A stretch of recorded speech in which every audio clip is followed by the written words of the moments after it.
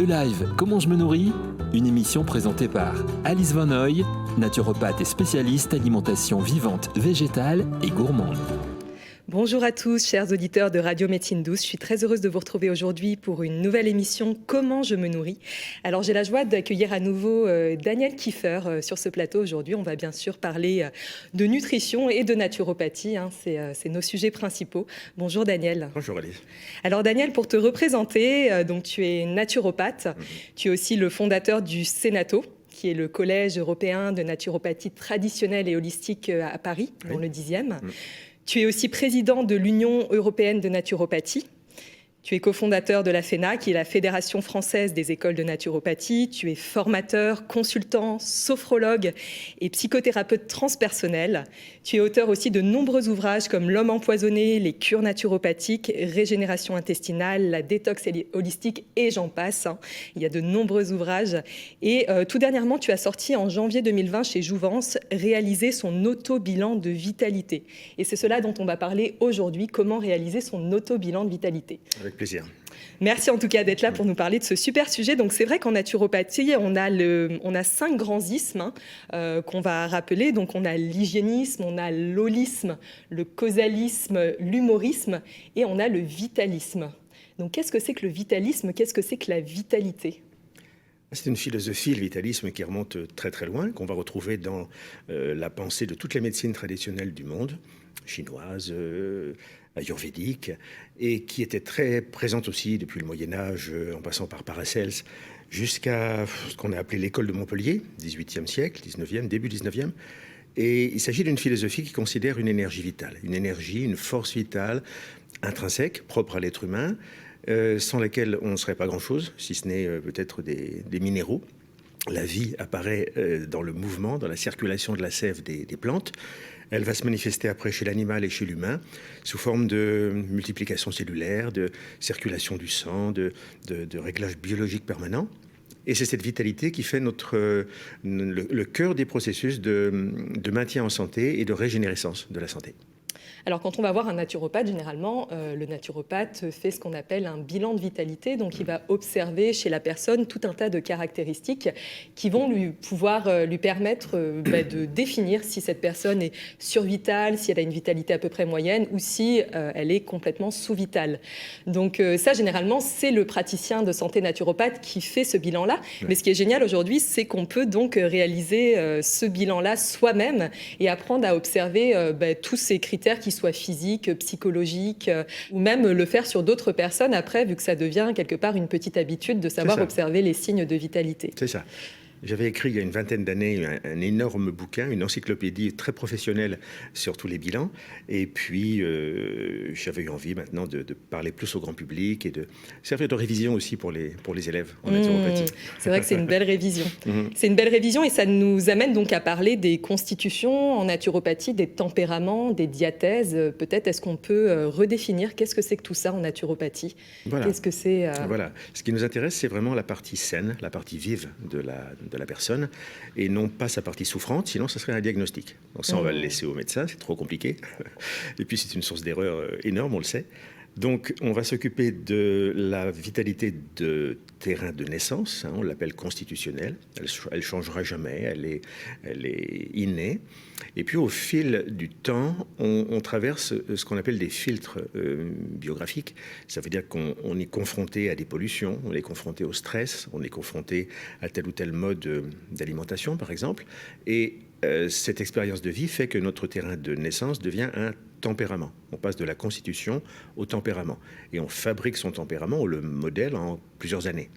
Et puis si on zoome sur l'instant présent, on a des prédispositions à tel ou tel trouble, à telle ou telle dysfonction, qu'on va appeler la diathèse. Donc on part du plus fixe, du plus immuable, qui est la constitution, en passant par le tempérament, qui est le fruit d'un chemin de vie, et on zoome sur le présent, qu'on va appeler la diathèse. Alors, il existe 2 grandes constitutions en naturopathie. On a les neuroarthritiques et les sanguinopléthoriques. Donc, à chaque fois, ces termes peuvent paraître très complexes aux oreilles de nombreuses personnes. Alors, qu'est-ce que c'est que ces 2 grandes constitutions ? Comment on peut les définir exactement ? Plutôt simple. On part d'un personnage qui serait un petit peu mythique, un petit peu idéal.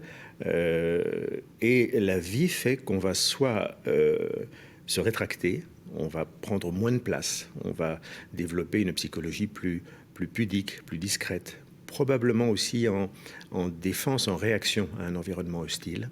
Et là, au fil des ans, on va avoir des personnes de plus en plus desséchées, longilignes, froides au niveau des extrémités, plus pâles, plus nerveuses, plus anxieuses. C'est le profil du neuroarthritisme. L'acidose, une des grandes obsessions du naturopathe, se développe bien sur ce terrain. Et puis, dans d'autres opportunités, pour des raisons également génétiques ou environnementales, la personne va se dilater. Ça veut dire qu'elle va prendre de la place dans la vie, elle va prendre du poids, elle va se colorer, elle va être plutôt joviale et extravertie, un petit peu à l'opposé du neuroarthritique. Et ses prédispositions seront peut-être globalement beaucoup plus métaboliques ou des maladies de surcharge, des maladies de type cardiovasculaire, par exemple. C'est la caricature un petit peu entre Laurel et Hardy. Voilà. Oui, complètement. C'est un peu le pléthore, la constitution sanguinopléthorique. Mais qu'est-ce que c'est que ces 4 filtres biographiques qui nous affectent tous ? Je parlais tout à l'heure de filtres biographiques. C'est ça. Qu'on le veuille ou non, on n'a pas forcément la bonne alimentation depuis qu'on arrive sur Terre. On n'est pas toujours d'ailleurs allaité par maman au début. Et puis, cette alimentation qui devient plus carencée, plus acidifiante, voire plus toxique, va forcément altérer notre terrain de naissance. C'est la première grande épreuve, je dirais, d'adaptation. C'est comment on va se nourrir pendant quelques années. Et puis, il y a le rapport au corps dans le mouvement. Est-ce que je suis amené à bouger ou pas ?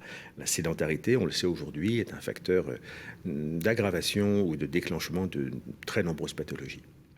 Le troisième filtre, c'est la réponse psychologique à l'environnement, donc au stress. Le stress, c'est notre capacité d'adaptation, mais ce qu'on considère comme les stressors, les éléments environnants, c'est tout ce qui est source de conflits, de froid, de rencontres avec des virus, c'est l'actualité. Et puis, face à tous ces éléments de stress, eh bien, on va avoir une gestion plus ou moins harmonieuse, plus ou moins OK. Et enfin, les pollutions.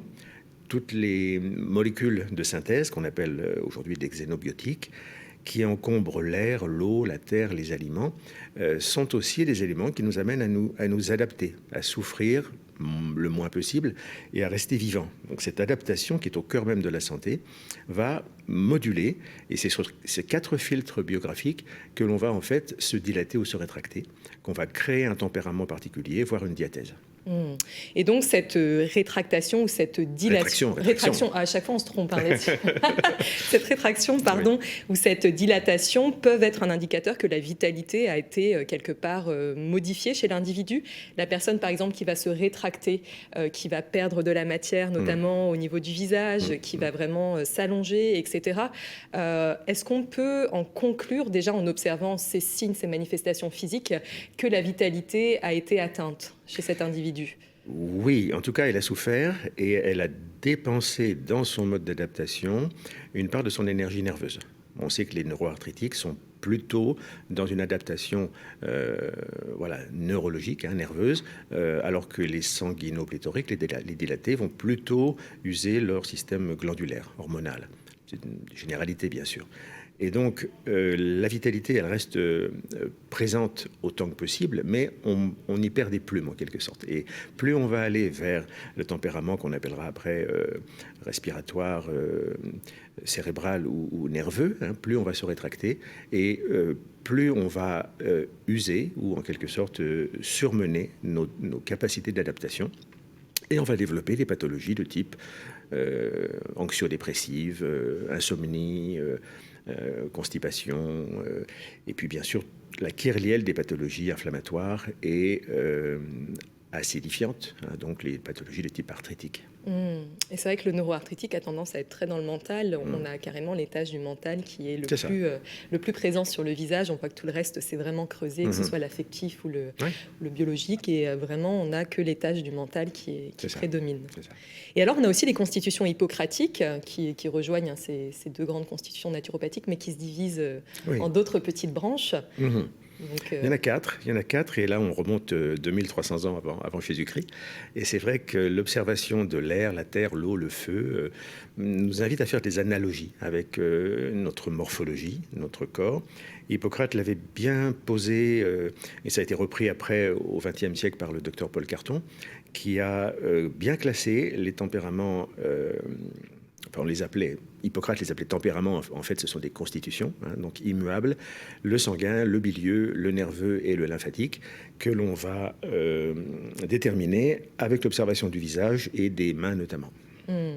Donc peut-être on peut donner un indice, par exemple le nerveux, le bilieux, leurs mains. Qu'est-ce qu'on peut observer généralement sur les mains Alors la main du bilieux, elle est plutôt carrée au niveau de la paume, avec une certaine puissance. Voilà.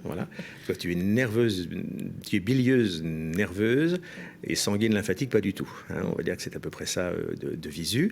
Alors que ça veut dire que la première disposition, c'est l'action, l'adaptation, la relation au mouvement, un petit côté meneur aussi. C'est pas pour rien si tu tiens la tête d'affiche dans beaucoup de domaines de la naturopathie aujourd'hui. Bravo. Et ce côté bilieux, bien sûr, il a des points faibles, du côté notamment hépatobiliaire, à pas trop surmener, doucement sur l'alcool.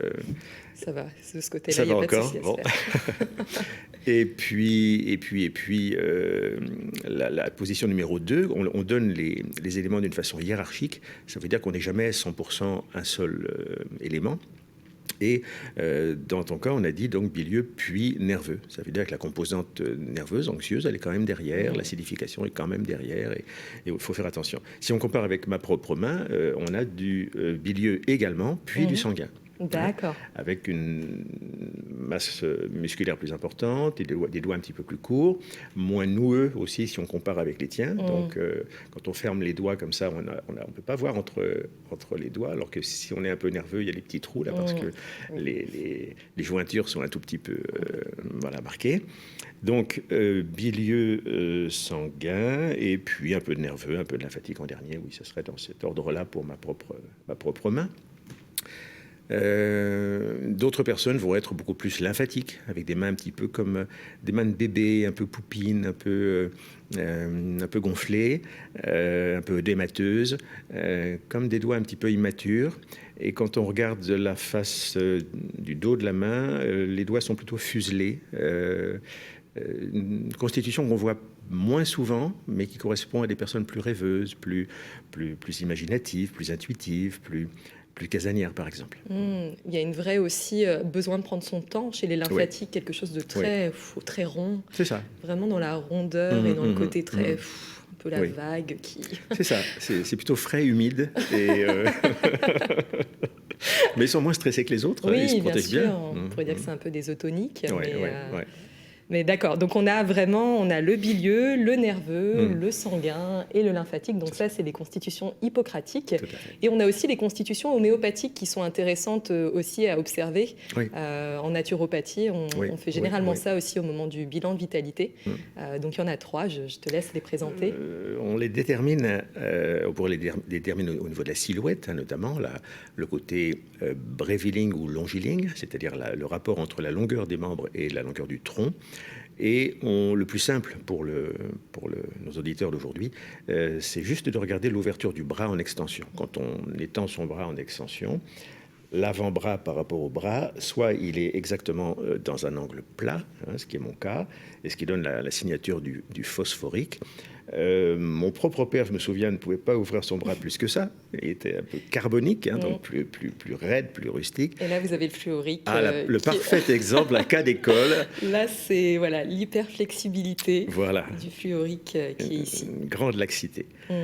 Alors bon, bien sûr, derrière ça, dès qu'on a posé nos observables, on a nos mots-clés qui sortent, donc les prédispositions. Et c'est de cette façon qu'on va mieux comprendre la personne pour mieux l'accompagner. Quelques mots-clés très vite. Le phosphorique est très proche du tempérament respiratoire ou du bilieux. Ça tombe bien, c'est comme une forme de confirmation. Sensibilité hépatobiliaire, souvent des dysfonctions respiratoires, asthme, bronchite, troubles respiratoires. C'est quelqu'un qui marche à la passion. On l'appelle phosphorique parce qu'il flambe comme une allumette, quand on va gratter le phosphore d'une allumette. Un côté sociable également, plutôt en quête d'esthétique. Voilà, c'est son... Je me reconnais assez bien. Ouais. Belle description. Le carbonique est beaucoup plus dans la rigueur, la méthode, le sang-froid. Quelqu'un qui est un bâtisseur, un constructeur, sur lequel on s'appuie souvent comme un chef de meute aussi. Et le fluorique dont tu fais partie, il faut que je fasse attention à ce que je vais dire, Très attention. Une laxité, donc une souplesse, parfois jusqu'à l'excès. Donc au niveau du corps, c'est parfait pour le yoga. Maintenant, c'est trop facile de faire du yoga quand on est souple, donc il faudrait peut-être mieux faire du renforcement musculaire ou autre chose. Cette laxité, on peut la trouver au niveau, au niveau psychologique aussi, donc besoin de rigueur, besoin de mettre de l'ordre dans sa vie, dans ses émotions, sinon on part un peu trop vite en papillonnant dans tous les sens. T'es pas encore concerné, mais deuxième partie de vie, on aura peut-être, mais ton hygiène de vie te protège, peut-être des troubles au niveau des membres inférieurs, de circulation des membres inférieurs. Et puis, ce qui n'est pas ton cas non plus, des personnes qui ont du surpoids ont souvent ce qu'on appelle des ptoses, c'est-à-dire des descentes d'organes. Parce que les tissus conjonctifs, les tissus de soutien sont fragiles chez eux et il manque notamment de silice. Et la silice maintient cette structure au niveau articulaire et au niveau des tissus. Oui, donc c'est vrai que déjà, en fait, ce qui est très intéressant dans toutes ces constitutions, qu'elles soient naturopathiques, hippocratiques, homéopathiques, en fait, ça nous donne des prédispositions, entre guillemets. Alors, ça ne veut pas dire qu'on va y arriver, mais ça nous permet justement d'être vigilants sur certains paramètres au sein de notre organisme. Et donc, ça nous donne aussi des informations. Par exemple, là, tu viens de le dire, le fluorique, peut-être qu'on aura tendance très tôt à se complémenter en silice, à faire des cures aussi de reminéralisation, de veiller justement à être bien en mouvement et à la tonification musculaire. En fait, c'est très intéressant d'observer à quel point on arrive sur cette terre au final avec un bagage qui nous est donné et que, en étant conscient au final de notre constitution de base, on peut déjà se prémunir de nombreux maux MAUX et prendre soin de notre hygiène de vie pour ne pas avoir justement ces manifestations qui peuvent arriver. C'est le sens premier de la prévention. C'est vraiment ça, se connaître pour mieux se gérer et rester en santé. Oui. Exactement. Et alors, il y a aussi une autre observation. Alors, on ne l'observe pas comme ça directement, mais une indication qui peut être aussi intéressante, c'est le groupe sanguin. Le groupe sanguin peut aussi nous en dire beaucoup sur notre personnalité, sur notre tempérament. Alors, il y en a 4, si je ne me trompe pas. Sûr. On est souvent sur 4, justement, que ce soit hippocratique, les groupes sanguins. On a souvent 4 grandes familles. Alors, ces 4 groupes sanguins, je vais te laisser les présenter aussi à nouveau. Alors, dans notre société, on a quasiment autant de groupes A que de groupes O. On est autour de 43%, je crois, en France. Les A, on les appelle des harmoniques. Et on va retrouver chez eux des tendances beaucoup plus dominées par l'affect, la relation sensible. Ce sont des gens qui vivent plus par le cœur que par la tête et qui ont besoin d'un environnement également plutôt harmonieux au sens esthétique. Les hauts, on les appelle des mélodiques. Eux sont plutôt adaptables, des gens qui seront plus dans la relation, le commerce, les échanges, un petit peu à la page aussi, un petit peu à la mode. Et statistiquement, on les trouve beaucoup plus dans les ports. Dans les ports PORTS, oui, tout à fait. C'est des grands voyageurs, il paraît, les groupes hauts. Adaptation, voyage, souplesse, voilà. Et puis, beaucoup plus rare, nous avons les B, qui sont méthodiques, rigoureux, carrés, un peu comme le carbonique de tout à l'heure. On peut faire des ponts entre les constitutions. C'est ça qui est génial, Ça se confirme, voilà. Et puis les AB qui sont également difficiles à cerner parce qu'ils ont les qualités et les défauts un petit peu des autres. On les appelle des complexes. On peut dire qu'ils ont la richesse des autres constitutions, mais pas forcément le mode d'emploi, ni pour eux ni pour les autres. Donc AB, c'est plein de paradoxes. Et même pour faire des bilans, parfois, on croit les cerner, et puis non, il y a des indicateurs contraires. C'est assez passionnant. D'accord, oui, donc on a vraiment ces quatre grands groupes sanguins qui nous en disent aussi beaucoup, quelque part, sur le comportement de la personne. C'est plus psychologique que physiologique, ça. Oui, complètement. Complètement. Et puis, on a aussi les portraits digitaux ou les digitoglyphes. Alors, qu'est-ce que c'est ça exactement ? On ne pourra pas le développer à l'antenne parce qu'il faudrait agrandir nos empreintes digitales, mais voilà, nos empreintes sont uniques, mais néanmoins, elles correspondent à 4 archétypes, 4 modèles de base qui, on va retomber sur la base 4 que tu évoquais, c'est-à-dire qu'on va avoir des empreintes qui nous parlent plutôt du cœur, on les appellera les mobiles, les sensibles, les affectifs, des empreintes qui nous parlent plus de la tête, on les appellera les penseurs, des empreintes réalisatrices, un petit peu comme dans le profil du carbonique de tout à l'heure ou du 100B, voilà des analogies qu'on peut faire, donc ordre, méthode, travail, structure, réalisation. Et puis des empreintes sédentaires qui seront plutôt à rapprocher du lymphatique dans l'imagination, dans le rêve, dans cette tranquillité de la vie. Alors, ce qui est intéressant, justement, c'est d'observer nos empreintes. Donc ça, c'est vrai, comme tu disais, on le fait avec une loupe. Oui. Et alors, ce qu'on a appris en naturopathie, c'est que généralement, le pouce droit, c'est ce vers quoi on tend. Oui. Et le pouce gauche, c'est ce qui était jusqu'à présent. C'est un peu ça. Il y a de la dynamique à droite et du passif un petit peu à gauche. Et on peut même détailler après, voir les autres doigts et leur symbolique astrologique, pourquoi pas. Mais là, on est un peu plus dans le délire. Dans la recherche, on va dire. Dans la recherche. Bon, en tout cas, donc ça, ces empreintes, c'est des formes bien particulières. La forme du sédentaire ressemble beaucoup à la forme du réalisateur, justement. C'est généralement des petits cercles qui sont assez similaires. Donc, c'est important d'arriver à bien faire la distanciation. On se trompe souvent. Oui. On se trompe souvent. Le vrai sédentaire, c'est comme des ronds dans l'eau. C'est vraiment un petit caillou dans l'eau avec des ondes autour, bien au milieu du pouce. Le mobile est un petit peu plus penché sur le côté. Le penseur est comme un accent circonflexe, petit chapeau. Et puis le réalisateur, c'est un peu comme une spirale, en spirale, ou bien comme un petit peu le symbole du cancer avec ce. Voilà. Donc ça, on vous invite grandement à vous procurer les livres de Daniel où on observe vraiment ces petits digitoglyphes très précisément. Et puis c'est toujours marrant de regarder ses doigts aussi et de voir qu'est-ce qui nous caractérise aussi le plus. Donc on a fait maintenant les digitoglyphes là, et il y a aussi les portraits iriens. Donc en naturopathie, on a aussi l'approche iridologique. On regarde pareil avec une petite loupe la trame, la couleur de l'iris, etc. Donc ça, pareil, ça nous donne énormément d'informations sur des prédispositions possibles chez l'individu. C'est ça. L'iridologie n'est en aucune façon un diagnostic, comme on pourrait parfois le croire, mais pas trop prise au sérieux en France. Méconnu, mal aimé. Alors que si on passe la frontière allemande, on a 25 000 professionnels qui font ça tous les jours. Là, il s'agit de la couleur essentiellement. Et pour simplifier, il y a 3 couleurs fondamentales. Les yeux brun foncé, qu'on appelle hématogènes, et qui vont globalement nous parler d'insuffisance hépato-biliaire, de possible fragilité vasculaire. Les iris bleus, qui vont plutôt nous parler de l'acidité, de l'arthritisme. Et puis les iris mixtes, qui sont parfois appelés verts, qui vont nous parler plutôt de troubles de la flore intestinale, du microbiote, et éventuellement aussi d'instabilité du pancréas, donc de la glycémie. Et c'est vrai qu'en observant l'iris, justement avec ces petites loupes spécialisées, on peut observer ce qu'on appelle des ogives. Parfois, il y a vraiment une cartographie qui a été faite de l'iris. Il y en a plusieurs, c'est pour ça que c'est compliqué. Il y a tellement de cartes différentes. Oui, c'est ça. C'est ça. Donc, c'est important d'être aussi vigilant sur les affirmations qu'on peut faire à ce moment-là. Mais en tout cas, c'est vrai que c'est un autre outil du naturopathe aussi pour venir appuyer, confirmer peut-être des constats qu'il a pu faire au préalable pendant le bilan de vitalité. Avec une certaine prudence. Moi, je pense que l'iridologie, c'est vraiment de la recherche. Tout à fait. Et donc tout ça, en fait, ça nous amène. Donc on a quand même parlé beaucoup là des constitutions, des tempéraments. Donc c'est très intéressant déjà.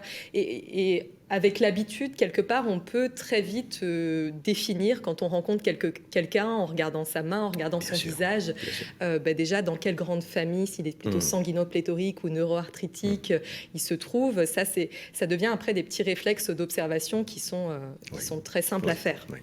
Et donc après, ça nous amène à parler des mesures tempéramentales. Donc on a les 9 tempéraments naturopathiques que tu as nommés là tout à l'heure. Bon, c'est une espèce de petite pyramide, ça part soit dans un sens, soit dans l'autre, soit la dilatation, soit la rétraction, et non pas la rétractation. Non, on n'est pas juriste. Et après, on a les tempéraments neurologiques. Donc ça, Mhm. c'est très intéressant. Comment on peut les décrire, ceux-là, ces tempéraments neurologiques? On ne les perçoit pas de visu, ils sont plus liés à l'anamnèse, c'est-à-dire au questionnement qu'on va entretenir avec la personne pour mieux la comprendre et voir sa façon de s'adapter au stress, sa façon de gérer l'énergie dans la journée. Pour faire simple, on aura des personnes qui sont plutôt dominées par l'adaptation en force, des gens un peu speed, des gens qui sont plutôt sur le mode orthosympathique, cette branche du système nerveux qui répond dans l'alarme et qui nous permet de fuir ou de combattre. Ces gens-là vont se brûler un petit peu au niveau nerveux. On les appellera donc des orthosympathico-toniques. À l'opposé extrême, on a l'autre branche du système involontaire qu'on appelle le parasympathique, qui lui nous amène plutôt à des gros dormeurs, à des personnes dont le cœur est lent, la tension artérielle basse, des gens qui prennent leur temps, qu'on va retrouver sur les fondamentaux de tout à l'heure qu'on appelait les lymphatiques par exemple. Et on les appellera donc des vagotoniques ou des hyperparasympathico-toniques. On est moins inquiet pour eux parce qu'ils vivent généralement vieux, ils s'usent moins, ils ont un assez bon mode d'emploi du stress. Oui, c'est comme si tout glissait sur eux, en fait. Il y a vraiment une espèce de détachement par rapport aux événements de la vie où ils vont savoir se protéger quelque part vraiment et pas rentrer dans des stress. Ils sont un peu dans leur monde aussi. Oui. Beaucoup d'artistes parfois sont comme ça. Et puis entre les deux, on a ceux qui alternent. Alors l'alternance, c'est la dystonie. Alternance diarrhée-constipation, alternance hypersomnie, insomnie, spasme du plexus solaire, spasme menstruel, voilà, tout ce qui est spasmodique, c'est l'élément dystonique. Et puis il y a le tonique, E veut dire bon, bon tonus, donc on a un type un petit peu mythique, un petit peu idéal. J'en ai rarement vu des vrais qui sont dans une parfaite gestion du stress, une parfaite écoute de leur corps, qui ont une réponse à l'environnement idéal. On les appelle des eutoniques. Voilà. C'est un peu notre carotte aussi. On avance vers ça autant qu'on peut. C'est vrai qu'aujourd'hui, on observe beaucoup de dystonie. On est un peu dans des dents de scie où on a des gros pics de stress et après on redescend par décompensation. On se dit, j'ai tout donné, là, maintenant je m'affale dans le canapé. Et c'est vrai qu'on observe beaucoup ça aujourd'hui chez la plupart des individus. Bien sûr. C'est vrai que je n'ai toujours pas rencontré de tonique. Non. Si vous en voyez un, prévenez-nous. Après, on a les indices corporels constitutionnels. Donc là, c'est très intéressant aussi. Et là, on va pouvoir le montrer éventuellement à l'écran. Enfin, pas tous, mais en tout cas, certains. Donc, qu'est-ce qu'on observe comme grand signe de vitalité? Oui, de vitalité. Ce qui ne change pas ou très peu, c'est les angles, notamment de l'angle mentonnier, cet angle qui part de la pointe du menton et qui s'ouvre ici.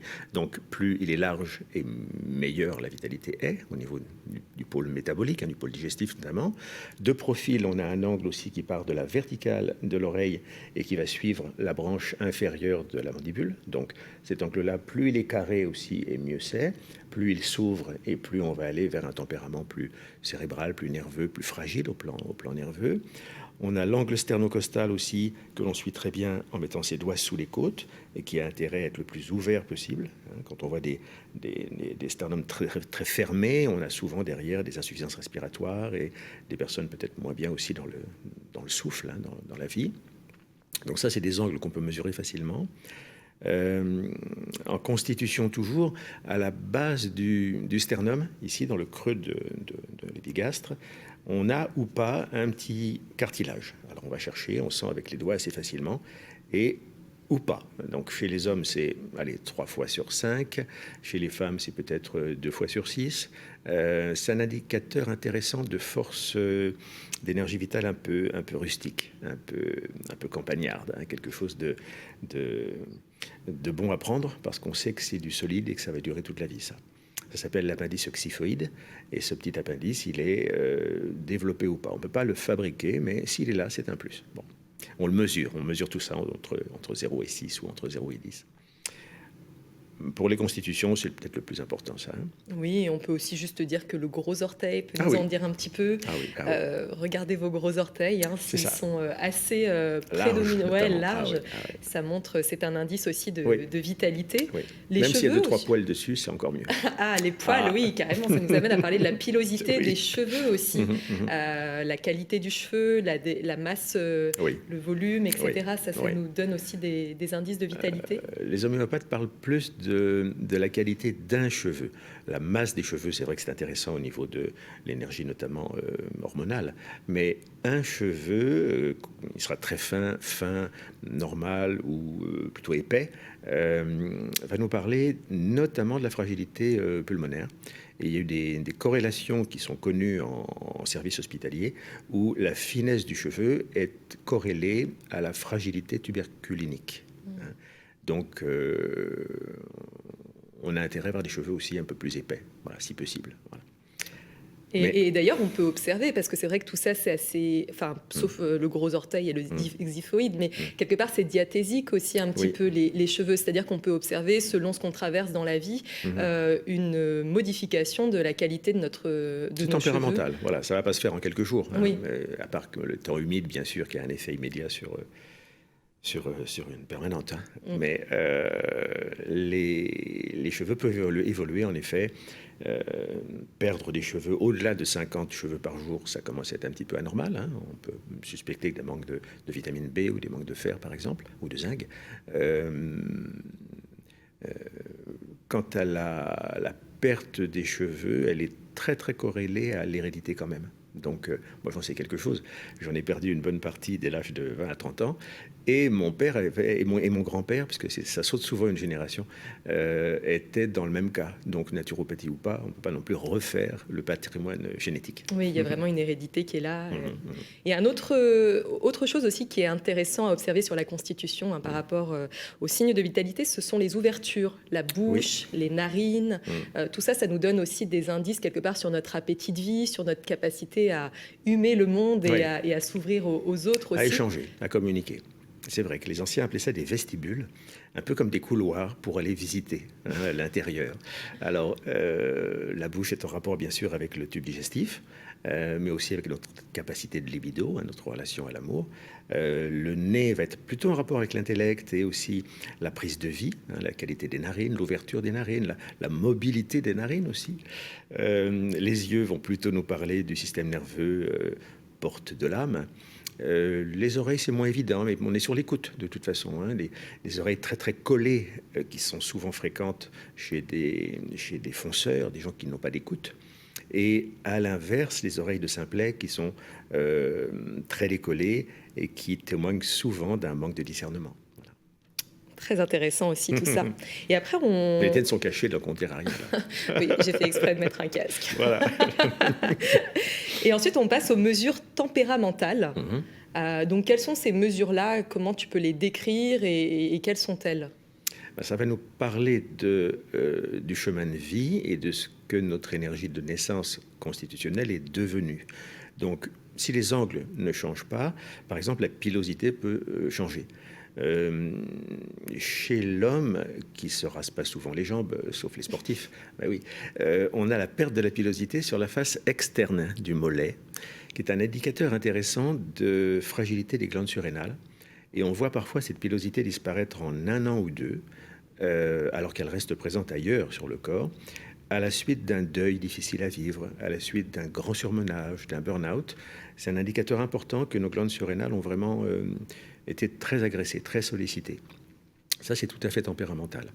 De même, les lunules, c'est-à-dire les arcs blancs que nous avons à la racine de l'ongle, qu'on appelait des lunes avant. Je ne sais pas si on peut voir, petites lunes qui sont là. Voilà. Ces lunules, elles vont et viennent dans la plupart des cas, parce qu'il y a des exceptions, mais elles vont et viennent à mesure que l'on fait de la santé. Elles vont croître du pouce vers l'auriculaire. Et dans les périodes de grand surmenage, elles vont décroître de l'auriculaire vers le pouce. J'ai connu des infirmières qui avaient témoigné notamment que dans l'accompagnement des malades en fin de vie, on pouvait voir les lunules disparaître parfois sur quelques semaines à quelques mois. Il restait que les pouces, et encore, même celle du pouce diminuait. Et ça allait de pair avec un arc autour de l'iris qui, également, sur les dernières semaines de vie, vient envahir un petit peu l'œil et donne cet aspect un peu brumeux, un peu nuageux qui vient tout autour de l'iris. Ça, c'est des indicateurs intéressants de type tempéramental, par exemple. Et il y a aussi la chaleur de la cutanée. Voilà. Ça, c'est diathésique. Ça, c'est diathésique. Ah oui, parce que là, sur quelques jours, quelques semaines, on peut développer ou pas une forme de frilosité particulière. Ça peut être très, très lié aussi au mode alimentaire, bien sûr, à l'adaptation au froid environnant. Au stress, parce que très très souvent les gens croient qu'on a froid aux mains et aux pieds, on pense circulation, mais non, la circulation c'est très très rarement impliqué. On voit ça que dans les syndromes de Raynaud, des maladies graves, ou dans des artérites. Mais dans la plupart des cas, c'est juste le fait d'être sous tension qui resserre les petits capillaires des extrémités et qui rend les pieds chauds, les pieds froids et les mains froides. Il suffit de se détendre, de marcher un peu et généralement la chaleur revient. Oui, complètement. C'est vrai qu'on observe souvent ça en période de stress. On a une vasoconstriction qui se fait. On a les extrémités qui sont très froides parce qu'on conserve la chaleur pour l'essentiel. C'est ça. Le cerveau et le cœur notamment, oui. Et on a le mont Ténard aussi qui est intéressant d'observer. Oui, mont Ténard, au mont de Vénus. Il ne faut pas se tromper parce qu'il y a deux monts de Vénus. Donc, il s'agit de celui-là. Ouais. Voilà. Ce mont de Vénus ici... on le mesure, nous, on le prend comme ça, en face à face, et on mesure sa chaleur, sa dynamique, sa tonicité. Est-ce qu'il est convexe? Est-ce qu'il est plat? Est-ce qu'il est concave? Est-ce qu'il est chaud, froid? Et c'est un indicateur intéressant tempéramental. Une des lectures de la libido, au sens large, au sens force de vie. Et c'est vrai que plus cette partie de la main est convexe, chaude, tonique et colorée, et mieux c'est. La poigne de main aussi est bien importante. Justement, ça nous amène à parler des indices corporels diathésiques, qu'on a déjà en partie un petit peu évoqué pour certains. Mais donc, c'est vrai que quand on rencontre quelqu'un, la plupart du temps, on va serrer la main. Et la poigne de main nous en dit aussi beaucoup, quelque part, sur la personne. Bien sûr. Sur sa vitalité, aussi sur son caractère. On sait bien que quelqu'un d'un peu dominant va avoir tendance à vous écraser un peu la main. Il le fait ou pas volontairement. Et à pas la lâcher, surtout, il y en a qui ne lâchent pas du tout parfois la main. Oui. Et puis les poignées de main furtives, des personnes trop discrètes, qui ne s'engagent pas, qui sont dans une inhibition importante. Et puis les mains humides, moites et froides des lymphatiques qui nous amènent à nous essuyer les mains juste après. Moins agréable, mais on cerne assez bien la personne, c'est vrai. Oui, c'est pour ça que généralement au sein d'une consultation de naturopathie, la première chose qu'on fait, déjà on observe la personne et on va lui serrer la main parce que ça va nous donner aussi un bon nombre d'informations. Bon, là, en cette période de coronavirus, peu de gens se serrent la main maintenant. Mais voilà, en tout cas, c'est vrai que c'est un indice à observer, cette poigne de main. Donc, dans les indices corporels diathésiques, on observe aussi la voix. Des voix graves, rauques, peuvent nous donner aussi quelques informations. Oui. Le timbre nous parle un peu, c'est vrai, d'une certaine maturité sociale notamment. Les voix très très aiguës gardent une part d'infantilité, une part de peut-être difficulté d'incarnation aussi, des adultes qui gardent des fois d'enfants. Mais c'est plutôt le volume qui va nous parler de la libido. Il y a une relation importante d'ailleurs entre le larynx et la génitalité. On sait que les gamins changent de voix à la mue, à la puberté. On sait aussi que dans toutes les voies religieuses du monde, les moines et les sœurs chantent beaucoup parce que ça transcende l'énergie sexuelle. Donc les célibataires, chanter, c'est un bon conseil. Aller au karaoké. Ça peut servir. Et donc cette voix, plus elle est puissante, bien placée, et plus elle indique une énergie en effet diathésique, du moment, de qualité. Et on sait très bien quand on est épuisé ou dépressif, la voix devient pâle, devient blanche, et on perd complètement l'expression de l'énergie. Donc la voix, la poignée de main, la démarche aussi, comment on se déplace dans la rue. Oui, la dynamique. Est-ce qu'on a le torse en avant? Est-ce qu'on est complètement Oui, courbé? tout ça nous parle. Ça, c'est très intéressant. La pulsologie aussi, la pulsologie qui est diathésique aussi, notamment en énergétique chinoise. On va prendre le pouls, on peut aussi observer. Ça, c'est vraiment un plus. Oui, moi j'étais fasciné par la médecine chinoise depuis toujours, mais ça me paraissait tellement compliqué, sans parler du vocabulaire chinois qui va avec. Et j'ai néanmoins eu l'intuition depuis tout gamin que prendre le pouls, ça pouvait être utile. Et c'est que dans les années 90 que j'ai fait le lien entre la prise de pouls et le sens que ça pouvait prendre en naturopathie. Donc j'ai intégré ça, c'est un des plus de l'école du Sénato, qui est la seule, je crois, en France à enseigner cela. Et ça nous donne ça ouvre une porte sur l'énergétique de la personne, sur sa psychologie également, sur la gestion des émotions. Et c'est un élément, je crois, très précieux pour mieux l'accompagner. On fait généralement cette prise de pouls tout à la fin du bilan, après la constitution, le tempérament, la diathèse, les indices de vitalité, après qu'on ait achevé l'iridologie. Et on s'occupe de la prise de pouls pour rentrer vraiment dans une intimité énergétique. Puis ça nous permet aussi de voir si la personne est en décalage par rapport aux saisons, parce que c'est vrai que vu que ça vient de la médecine traditionnelle chinoise, on a toutes les saisons qui sont imbriquées quelque part, les organes. On fera une émission. Ah oui, avec grand plaisir sur le coup. Je pense que ça intéressera beaucoup de monde.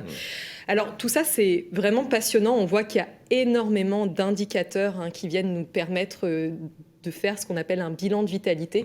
Donc ce qui est génial, c'est que maintenant, les auditeurs ont aussi appris certaines choses qu'ils vont pouvoir observer eux-mêmes. Observer leur pilosité, observer leurs doigts, leurs mains. Donc tout ça, c'est des choses qu'on peut déjà faire de son côté. Donc toi, tu as écrit un livre aussi à ce sujet. Tu as même 2 grands livres. Tu as le premier qui traite des bilans de vitalité et qui est vraiment très complet. On retrouve énormément de choses, d'indices. Tu parles même des grains de beauté, de la localisation des grains de beauté, etc. C'est hyper intéressant. Donc tout ça pour montrer qu'on est vraiment des êtres très singuliers et que tout un tas de petits détails vont nous permettre aussi de définir notre vitalité, notre caractère aussi, la façon dont on aborde la vie et puis nous donne quelques informations aussi sur nos prédispositions. Et donc, on vous invite grandement à découvrir ces lectures-là. Et c'est vrai qu'après avoir fait ces observations sur les indices de vitalité, ça nous permet d'orienter au mieux la personne. Ça nous permet de choisir au mieux la cure aussi qui va lui correspondre, si c'est de la revitalisation, si c'est de la détox. Donc ça, on a déjà fait c'est le but. Un podcast là-dessus. Donc c'est vraiment ça la conclusion du bilan de vitalité. Et un côté probablement ludique pour nos auditeurs, qui vont s'amuser à regarder leur monténard, leur pilosité, la couleur des yeux. Ça reste familial et ça fait passer un bon moment. Mais professionnellement, il est évident que c'est en fonction de la vitalité disponible aujourd'hui qu'on va pouvoir déterminer la cure prioritaire, détox ou revitalisation par exemple. Mais également au niveau des techniques. Quelqu'un qui dispose d'une vitalité insuffisante. Bon, logiquement, on va combler ses carences, on va recharger ses batteries nerveuses, glandulaires. C'est la cure de revitalisation. Mais le choix des techniques peut véritablement être déterminant en fonction de l'énergie disponible. Si on prend 2-3 exemples, le jeûne et les diètes sont des merveilles d'outils pour mettre au repos le tube digestif et lancer des processus de régénération ou d'auto-guérison. Sauf que si la vitalité est insuffisante, le jeûne devient dangereux. L'eau froide, de la même façon, quelqu'un qui est plutôt dans la dilatation, naturellement à la peau chaude, va apprécier l'eau fraîche ou froide, mais quelqu'un d'arthritique, même un petit bain de siège, un bain dérivatif, parfois sera trop violent pour lui. Et il faudra d'abord l'apprivoiser, le remonter en énergie pendant quelques mois. Et ça sera plutôt le choix de l'eau chaude. La réflexologie est un exemple également très, très pertinent. C'est-à-dire que la podoréflexologie ou bien l'auriculo, toutes les méthodes réflexes ne fonctionnent qu'en fonction de l'énergie. S'il n'y a pas assez de vitalité, on perd du temps, on perd de l'argent et ça ne fonctionne pas du tout. Donc, c'est vraiment essentiel pour nous de poser ce bilan en termes de préalable parce qu'il va vraiment déterminer la dimension professionnelle de nos actes et forcément l'efficacité. Complètement. Merci beaucoup Daniel d'avoir pris le temps de venir sur ce plateau pour nous parler de toutes ces constitutions, de ces tempéraments, de ces diathèses et de ces indices de vitalité qu'on observe en naturopathie. Et puis on vous invite grandement donc à découvrir tes ouvrages si tu veux les représenter et dire aux gens où est-ce qu'on peut les trouver, ces ouvrages. On le trouve partout, Fnac et Correspondance et compagnie. Donc le dernier qui illustre cette émission, c'est vraiment votre auto-bilan de santé. Réalisez votre auto-bilan de santé. Qui est sorti chez Jouvence. Chez Jouvence, voilà. Début d'année. Donc ça, oui, en effet, on le trouve un petit peu partout. Et donc c'est une belle lecture pour apprendre à mieux se connaître, apprendre à mieux se définir. Et puis aussi s'amuser. Comme tu le dis, c'est aussi assez ludique. Ça nous permet de voir que on a tout un tas de petites choses qui nous caractérisent et qui font qu'on est des êtres très singuliers. Oui. Donc voilà, je vous remercie à tous pour votre écoute et merci à toi Daniel pour ce beau moment partagé. Merci, c'est que du bonheur. Prenez bien soin de vous tous. Merci Daniel, à très bientôt. E-Live, comment je me nourris ? Une émission présentée par Alice Van Hoy, naturopathe et spécialiste alimentation vivante, végétale et gourmande.